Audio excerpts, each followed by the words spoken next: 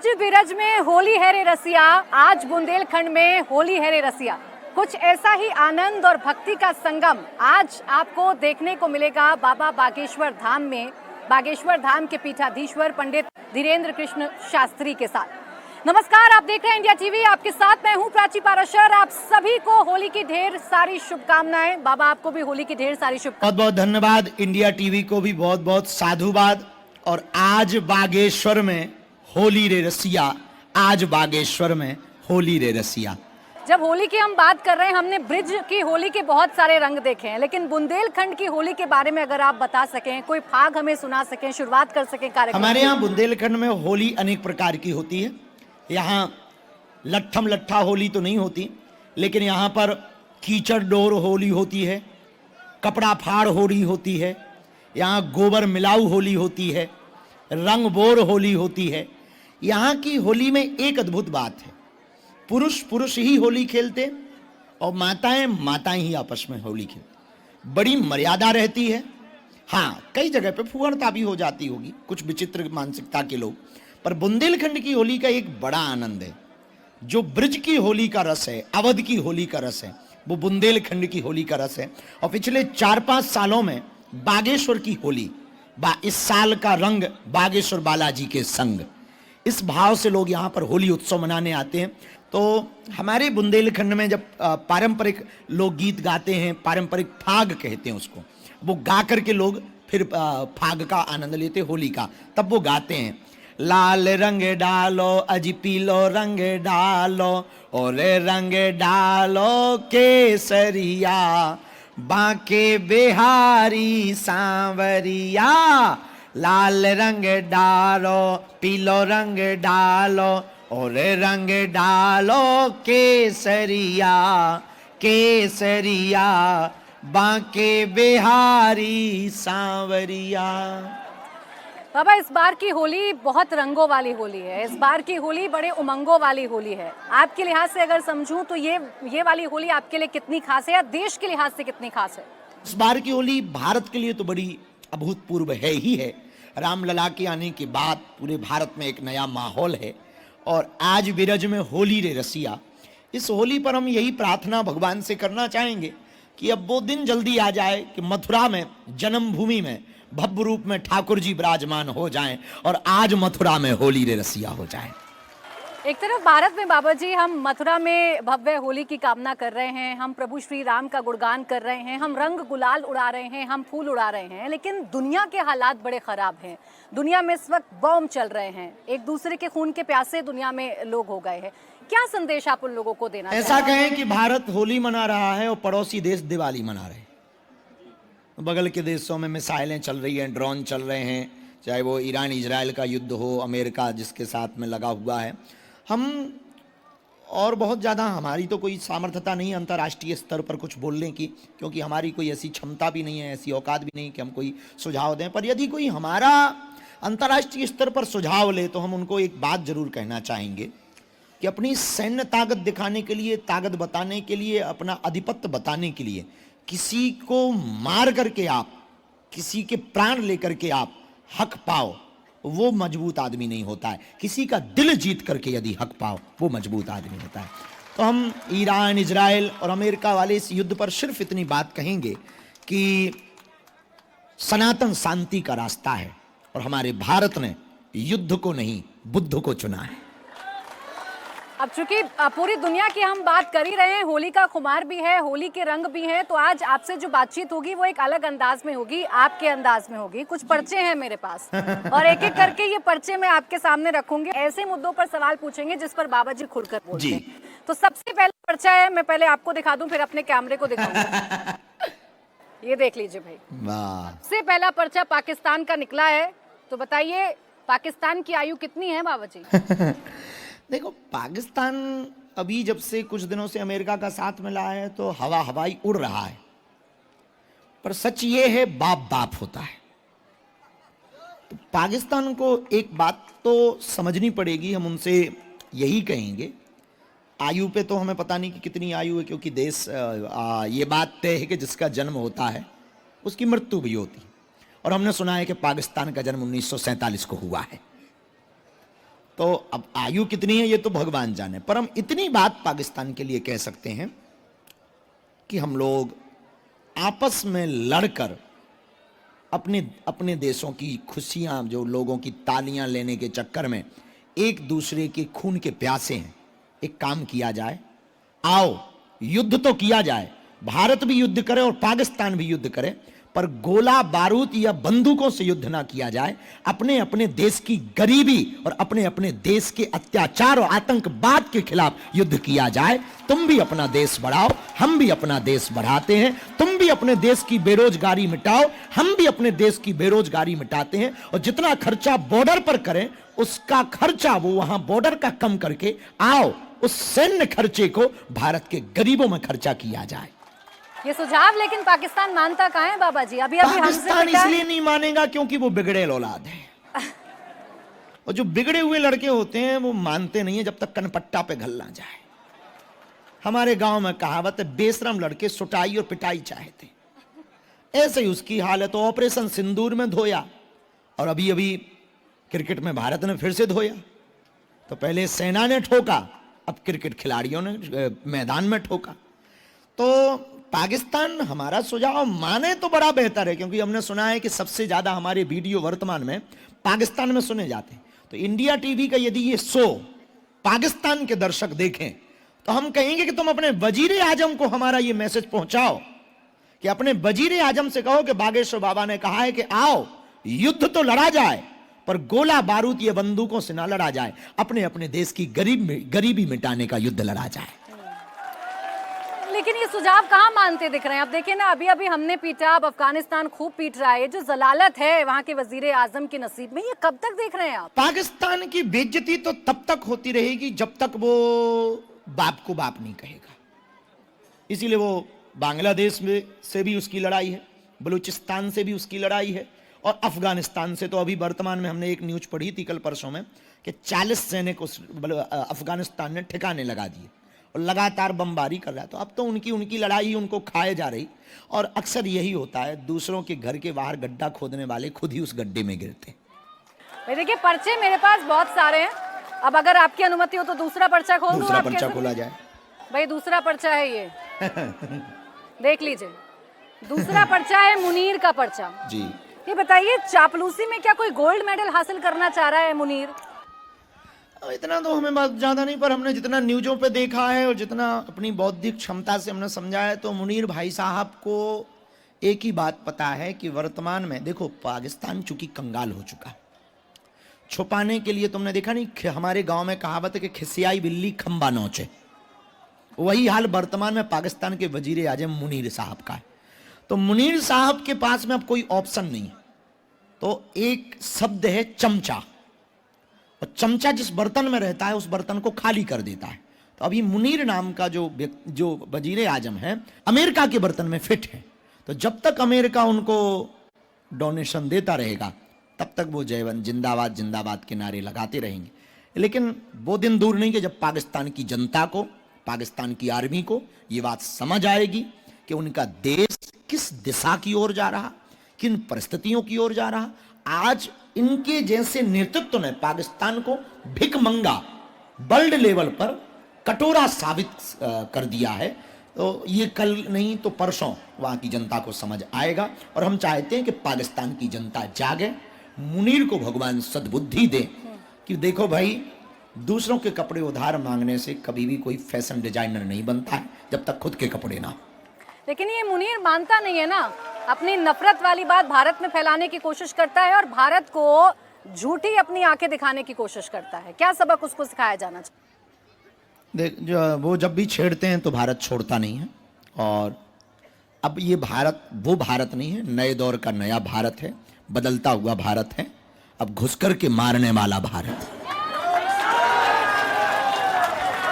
अब अगला पर्चा भी आपके सामने खोल ही देती हूँ।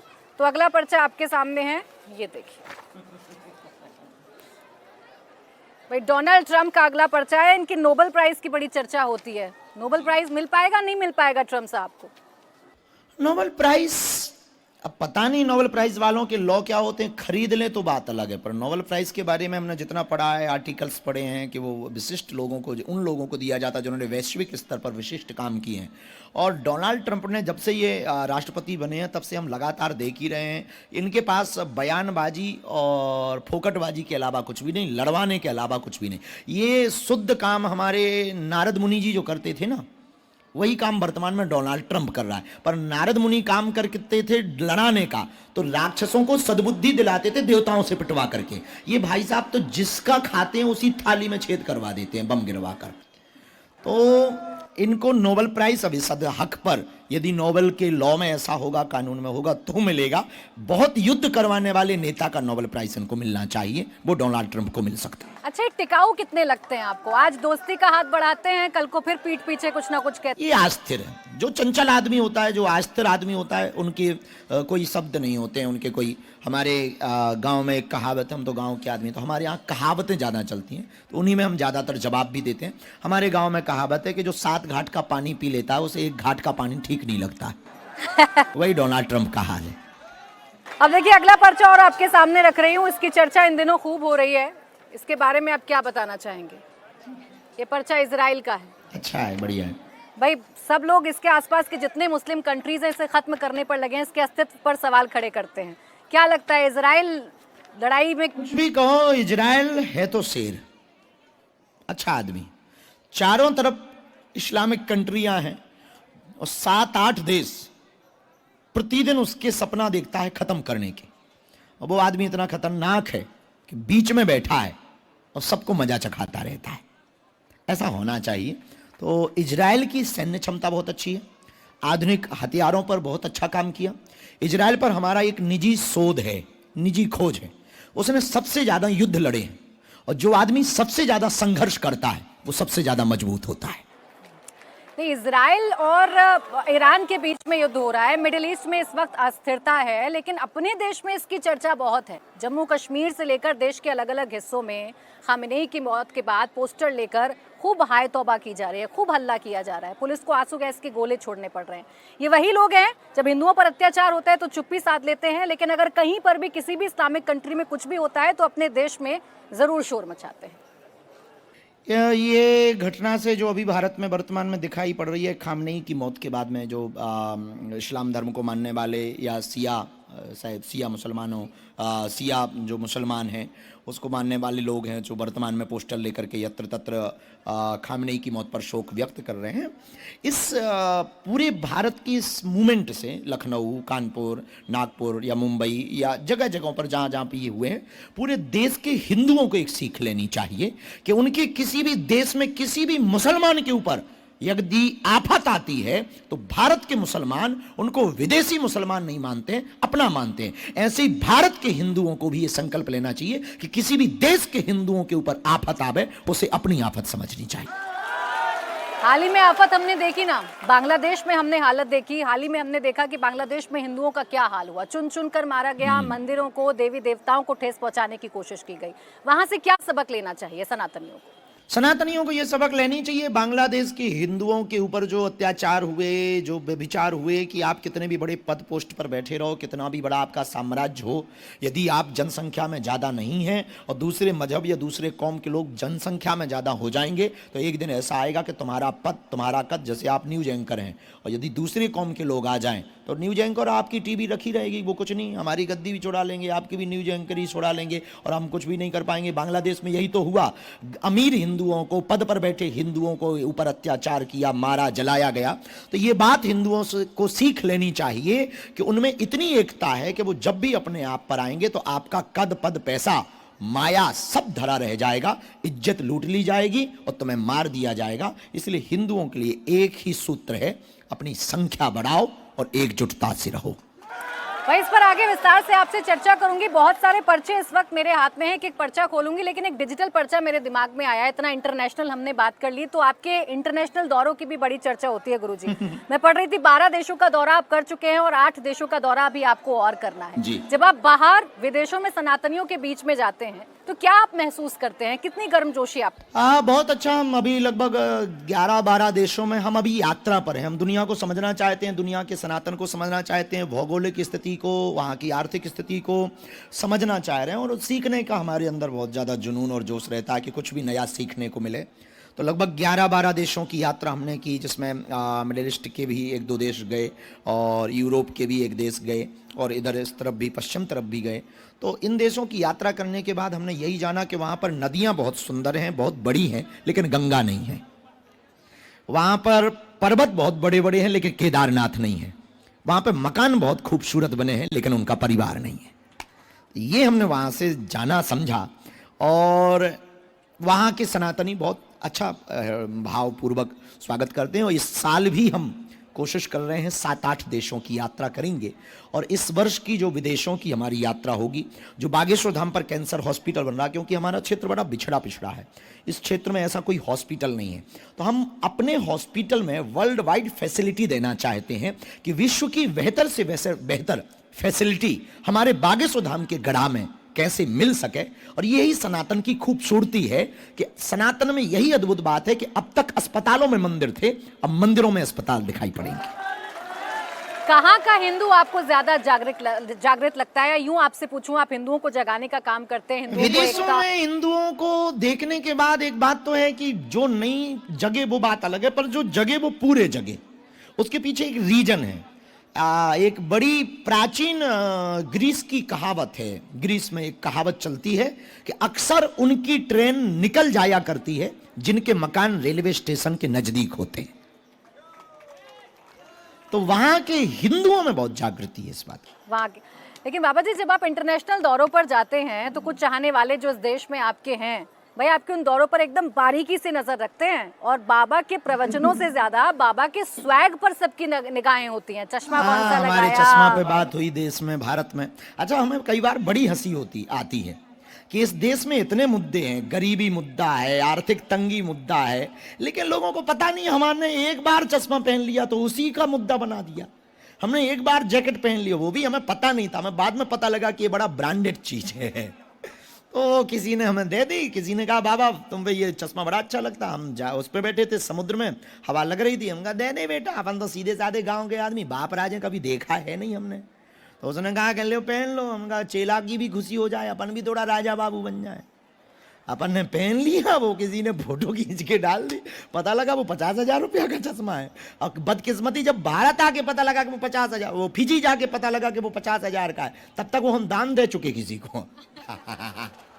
बड़ा पछता फिर पछताए का जब चिड़िया चुग गई खोए। तो हमारी आदत है, थोड़ी देर पहना तो कोई मिला ले चिल्ला, खुश रहे, जुग जुग जिया। क्या साधु आदमी है, यहीं से मिला यहीं देना है। हम अपने लिए तो जी नहीं रहे, इनके लिए ही दिन रात जी रहे हैं कि सनातन को कैसे बचाया जाए, अन्नपूर्णा ठीक कैसे किया जाए, कन्या विवाह कैसे करवाया जाए, मंदिर में व्यवस्था कैसे की जाए, भारत में हिंदू एकजुट कैसे हो। इसलिए तो हम रातों भर सोते नहीं, इसलिए तो जागते हैं कि अस्पताल कैसे बन जाए। हम तो इनके लिए ही जी रहे, यही हमारा परिवार है, यही हमारा संसार है। ये हमको देते हैं कि आप चश्मा पहनो, हमें खुशी मिलेगी। अब वो बहन बैठी है वहाँ कपड़ा लिए, हमें पता नहीं कितने के, वो देगी, हम पहन लेंगे, कपड़े हैं तो धारण कर लेंगे। बहन की भावना है।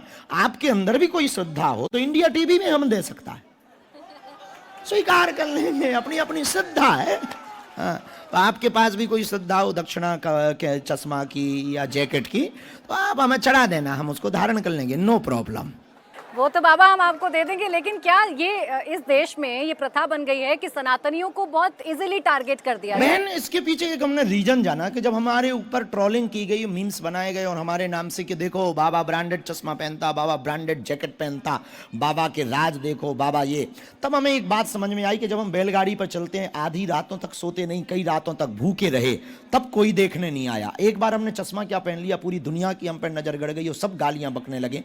तब हमें एक बात समझ में आई कि हिंदू संतों पर उंगली उठाना इस देश में बहुत सस्ता है। दूसरे मजहब के संतों पर नहीं उंगली उठाते, उठाएंगे तो वो घर से भी उठ जाएंगे। तो क्या इसीलिए आपका मकसद है कि हमारे हिंदू जवाब नहीं देते ना, ये जितने यहां बैठे हैं ये भी कम जवाब देते ना। ये जवाब दे दें एक बार ठोक के तो फिर नहीं मुंह चलाएंगे कि बेटा छेड़ोगे तो छोड़ा नहीं जाएगा। तो लोग जवाब नहीं देते। हिंदुओं में एक सबसे बड़ी कमी है, डर जाते और माताएं खुद डरवा देती, लड़ाई हो रही अंदर आ जा। लड़ाई तो हो रही है, हमारी माता जी हमसे डरा करती है, तो बेटा ऐसा मत बोल, टीवी पे चल रहा है, कोई मार देगा। हमने कहा माता जी बार बार मरना नहीं है, एक बार बचना नहीं है, पर जब तक रहेंगे इनकी छाती पर सांप लौटाते रहेंगे। तो क्या इसीलिए बाबा आप बार बार हिंदू राष्ट्र की बात करते हैं? हम हिंदू राष्ट्र की बात बहुत लॉजिक के साथ करते हैं कि आज मिडिल ईस्ट के जितने भी या देश के, अब आप देखिए हम हिंदू राष्ट्र मांगते, हमारी हिंदू राष्ट्र की कामना है क्यों? इसलिए कामना है कि बांग्लादेश में हिंदू है, उन पर अत्याचार है, मॉरिशस में हिंदू है, उन पर अत्याचार हो रहे हैं, नेपाल में हिंदू है, उन पर अत्याचार हो रहे हैं। तो एक देश तो ऐसा हो जहां हिंदू सुरक्षित रहे। हम इनके बच्चों के लिए जी रहे हैं कि इनके आने वाले जो बेटे हैं, बेटियां हैं, वो सुरक्षित रहें, और वो सुरक्षित तभी रह सकती जब भारत को हिंदू राष्ट्र घोषित किया जाए। और एक बात और सब समझने वाली बात है, जितने भी इसको लाइव प्रोग्राम देखेंगे वो भी समझें। 65 से ज्यादा देश बहन मुसलमानों के, 95 से ज्यादा देश ईसाइयों के, एक देश यहूदियों का है इजराइल, एक देश बौद्धों का है। जब 65 देश मुसलमानों के हो सकते, 95 देश ईसाइयों के हो सकते, एक देश बुद्धों का हो सकता, एक देश यहूदियों का हो सकता, तो भारत में 80 करोड़ से ज्यादा हिंदू रहते हैं, तो एक देश हिंदू राष्ट्र क्यों नहीं हो सकता? पूरी दुनिया में लगभग 120 करोड़ हिंदू रहते हैं।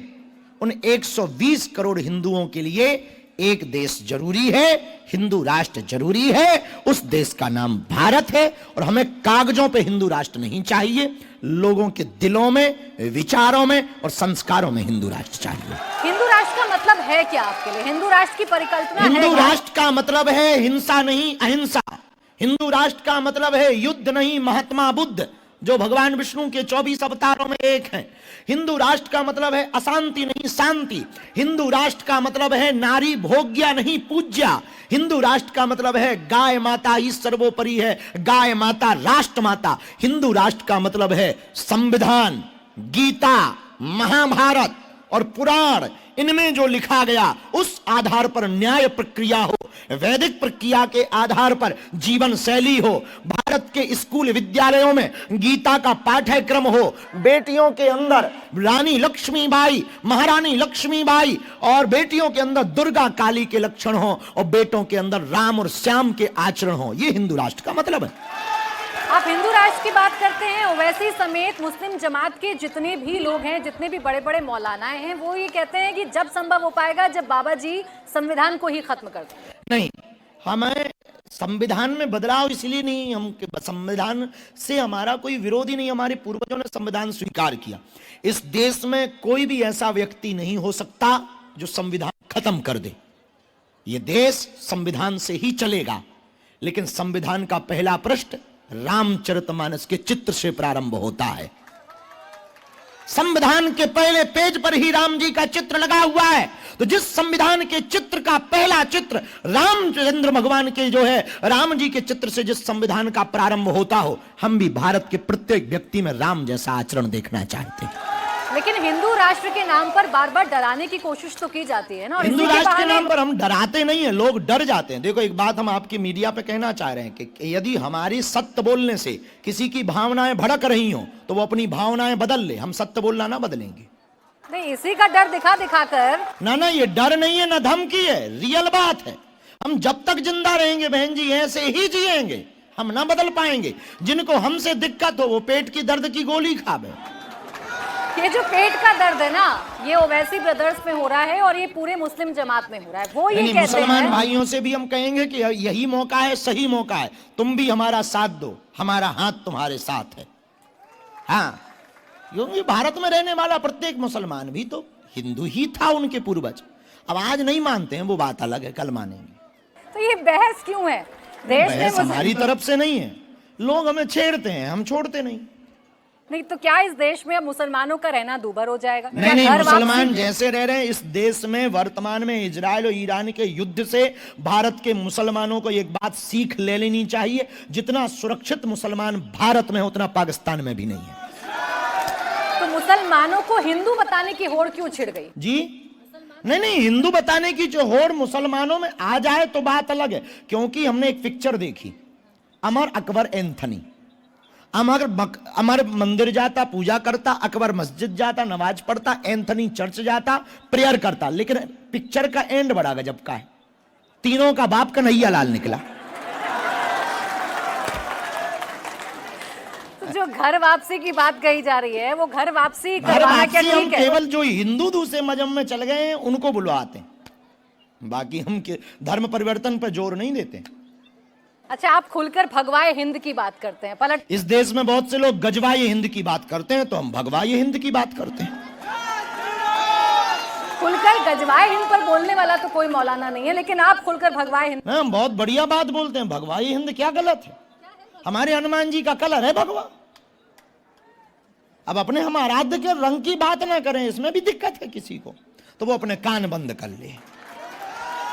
आप सनातन को या सनातनियों को एकजुट करने की बात करते हैं। हाँ। उसके काउंटर में मुसलमानों को जोड़ने की बात सब करते हैं कि मुसलमानों एक हो जाओ, वरना ये सरकार आपके खिलाफ चली जाएगी, हिंदू आपके खिलाफ चले जाएंगे, अलग है।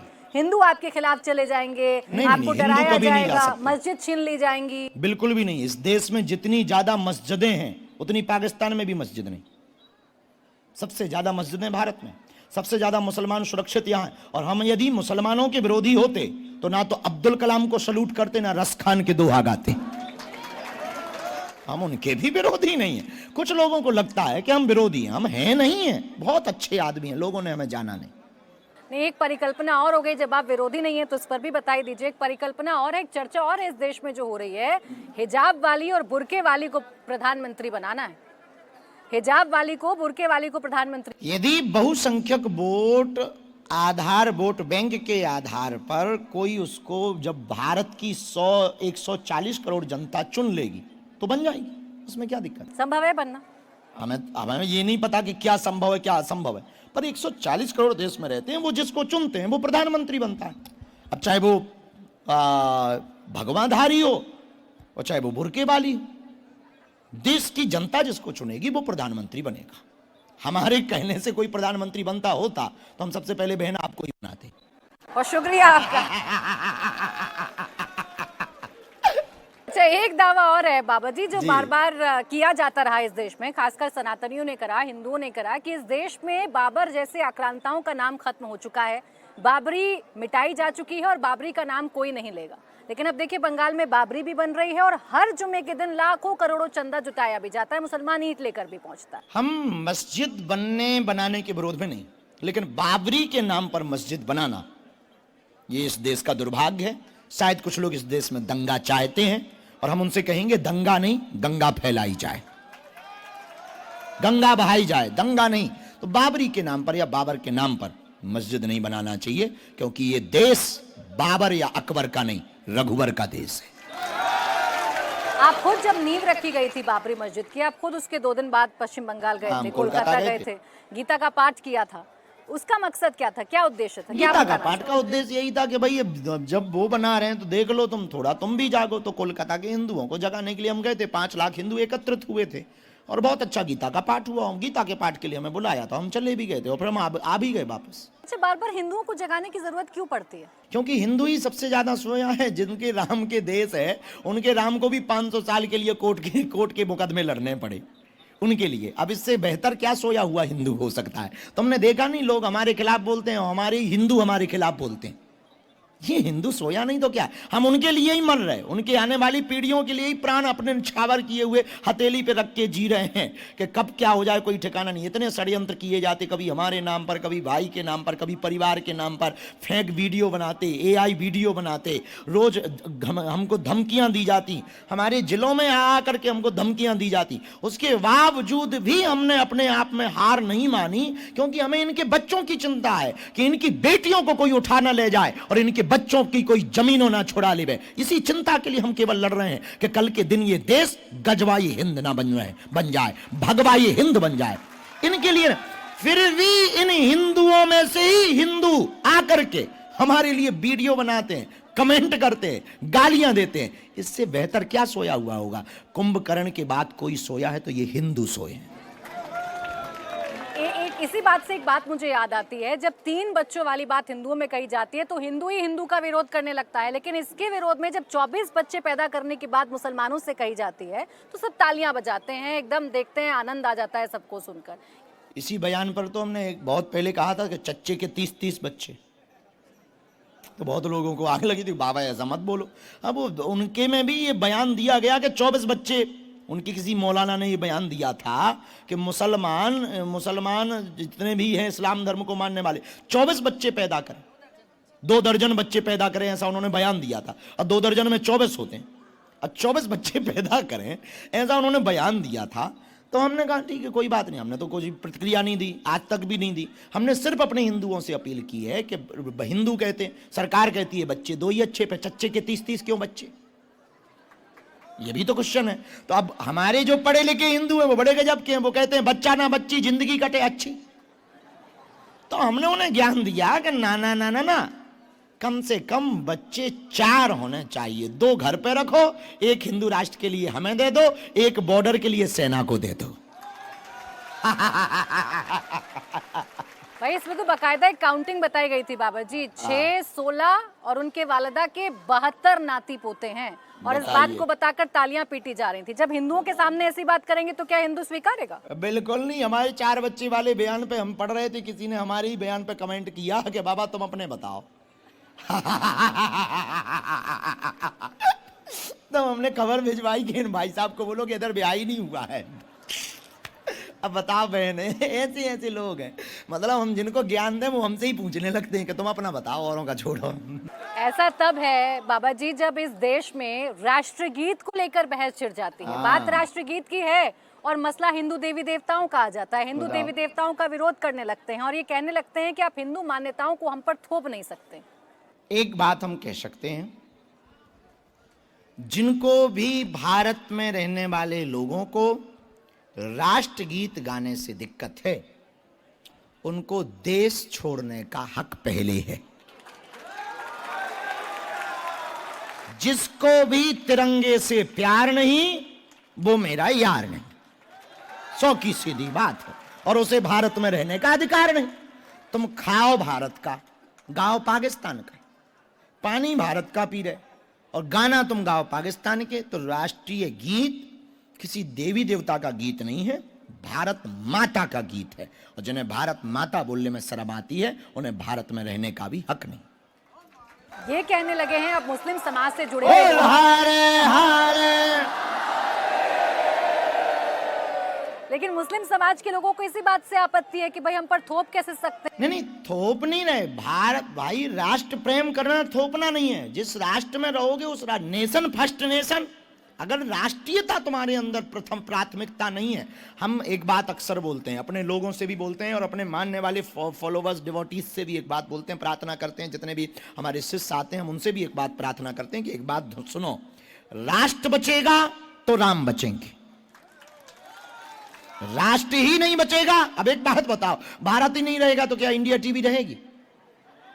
बताओ बताओ, क्या हम रहेंगे? नहीं रहेंगे। बागेश्वर रहेगा क्या? नहीं रहेगा। भारत ही नहीं रहेगा तो हम कहां से रहेंगे?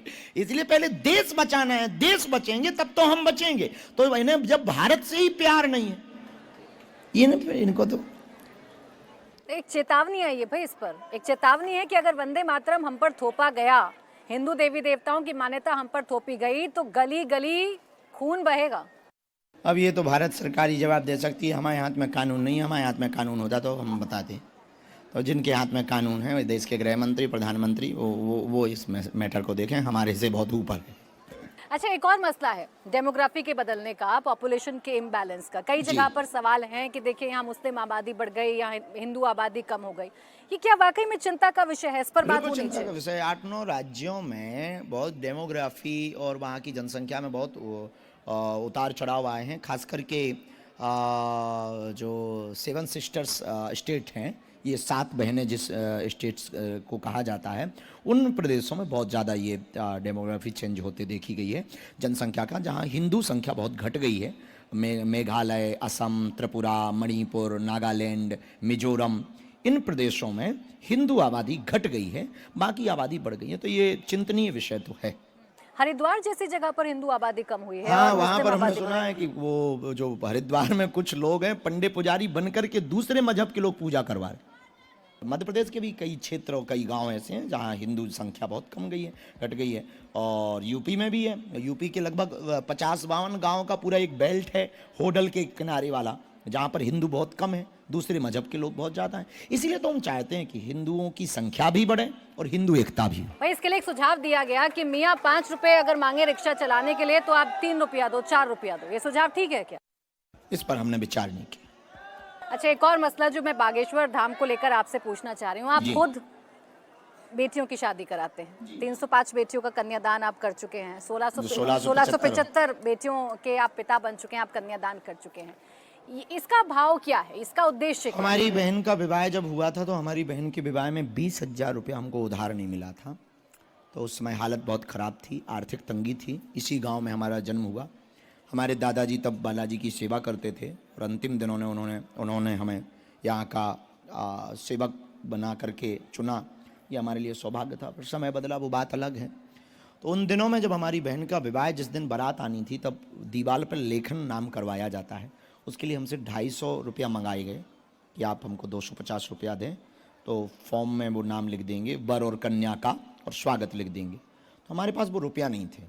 तो हमने गांव के एक व्यक्ति को, जो कलर करते हैं कपड़ों पे, नील कहलाते हैं, उससे वो लिखवाया। तो उस समय हमने प्रण लिया था कि आज हमें अपनी बहन के विवाह को धूमधाम से करने का सौभाग्य तो नहीं मिला, पर हमें भविष्य में कभी भगवान हम पर कृपा करेगा और हमें किसी लायक बनाएगा तो इस देश के किसी भी भाई की आंखों में हम आंसू नहीं रहने देंगे।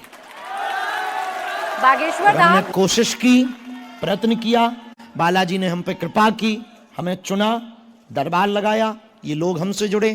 तो जिनका काम सफल हो जाता वो हमको कुछ ना कुछ दक्षिणा देते, नहीं होता तो आते हैं तो हमारे सेवा चेला हमारे खर्चा के लिए, तो वो हम रुपया 1-1 रुपया जोड़ते हैं। हमें 10 रुपया भी कोई देता तो हम चुपके से जेब में डाल लेते, धल लेते। साल भर में जितना रुपया हम जोड़ते वो इकट्ठा करके उन बेटियों का सामान खरीदते और गरीब अनाथ जिनके माता पिता नहीं उन बेटियों का विवाह भव्यता राजशाही शासन के साथ राजा और महाराजाओं जैसा उनका विवाह करवाते।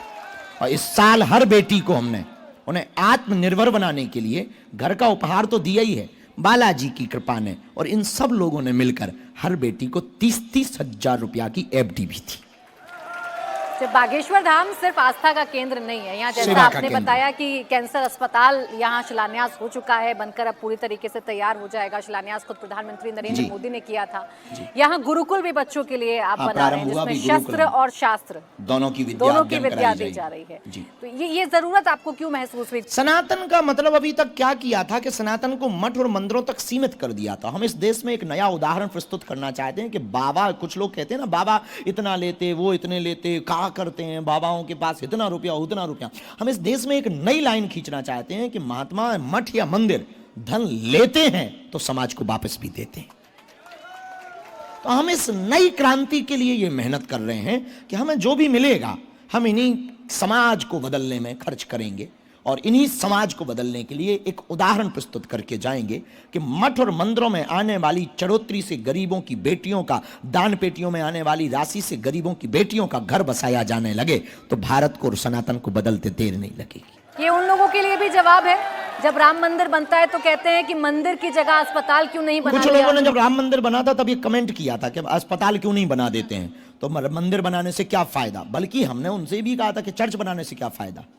तो कुछ लोगों को पेट में दर्द हुआ था, लेकिन उनके लिए यह जवाब है कि आपने कहा कि मंदिर बनाने से क्या फायदा। एक बागेश्वर धाम के मंदिर ने 1675 बेटियों का विवाह करवा दिया। एक बागेश्वर धाम के मंदिर ने कैंसर जैसे अस्पताल का बड़ा संकल्प पूरा किया।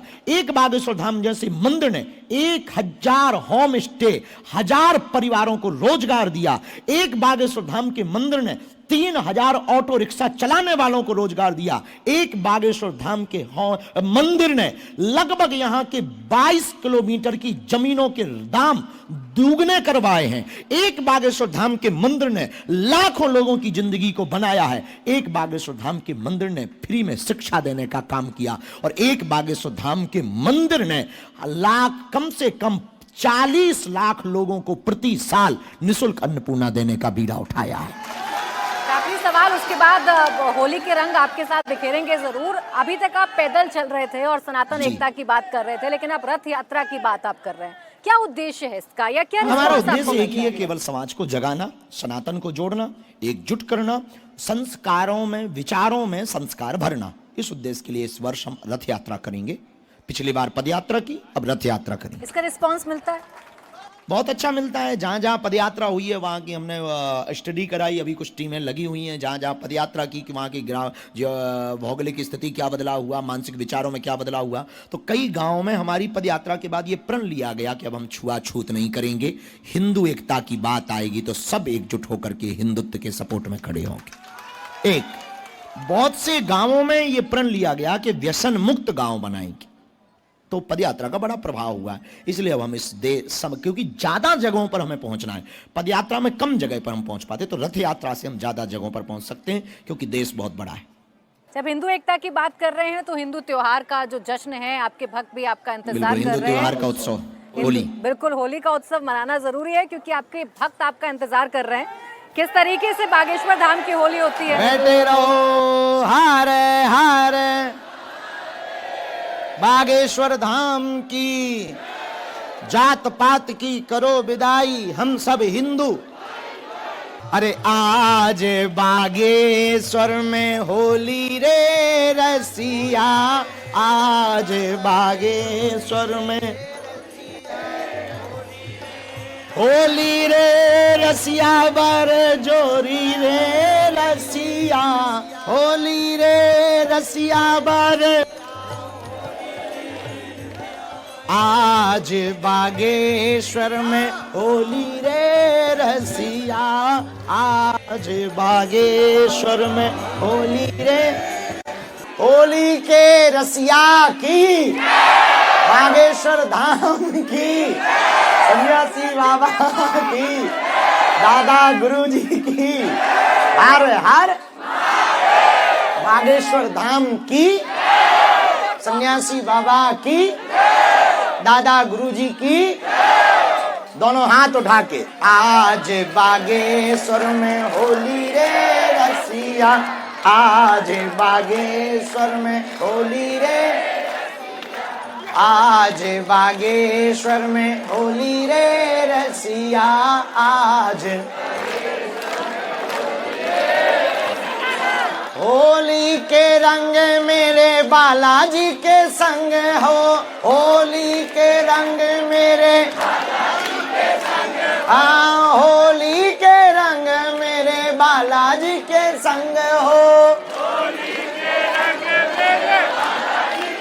इसलिए दोनों हाथ उठा के, आज बागेश्वर में होली रे रसिया, आज बागेश्वर में होली के रसिया की। बहुत बहुत धन्यवाद। इंडिया टीवी का भी बहुत बहुत धन्यवाद, सभी दर्शकों का धन्यवाद, और सबको होली की, बागेश्वर बालाजी हनुमान जी महाराज के पावन धाम के इस स्थान के उत्सव की बहुत बहुत शुभकामना। होली का रंग तो निकल जाएगा, लेकिन भक्ति का रंग ना निकले, ये उमंग बनी रहे, बसंत बनी रहे, आपकी जिंदगी हंसती रहे, खिलखिलाती रहे, मुस्कुराती रहे, और होली ऐसे ही उत्साह के साथ हर साल आपके जीवन में आती रहे। ऐसी के साथ बागेश्वर धाम पीठ से बालाजी के चरणों में हम दंडवत प्रणाम करके सभी को होली की राम राम। इसी कामना के साथ होली की बहुत बहुत शुभकामनाएं आपके साथ हमारे खास कार्यक्रम में बस इतना।